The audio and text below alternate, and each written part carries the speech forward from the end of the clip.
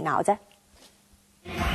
人生太多好戲，人間太多勝利，到處看你天下之大，也未及回家一起。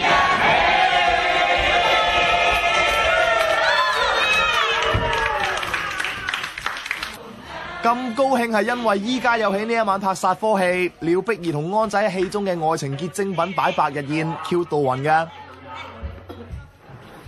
阿貝呢套見到你下抱得好似好有姿勢咁啊！冇啊，佢好似想講啲嘢咁啊！講完啦。好明顯個 B B 係似阿媽多過似阿爸。係咪想講嘢啊？要爭乜啊？係啊，好犀利喎！佢見到 TVB 3個顏色，係啊，哇！見慣見熟啊！劇集殺科個個都話唔捨得，不過亦都有人大唱反調喎。我梗係好捨得啦，唔係嘛？梗係啦，再落去嘅話咧，嗰啲感情投得太多啊，係啦，真係日日都投入好多感情落去俾佢哋啦，係咪？驚抽身唔到啊！係啦，好慘啊！好屈對心啊，都唔知幾唔捨得我哋啊，見少咗我哋一陣啊，都囉攣啊！一套劇改名改得好，真係會旺到離晒譜㗎，就好似依家有戲咁啦，真係依家有戲又有戲啊！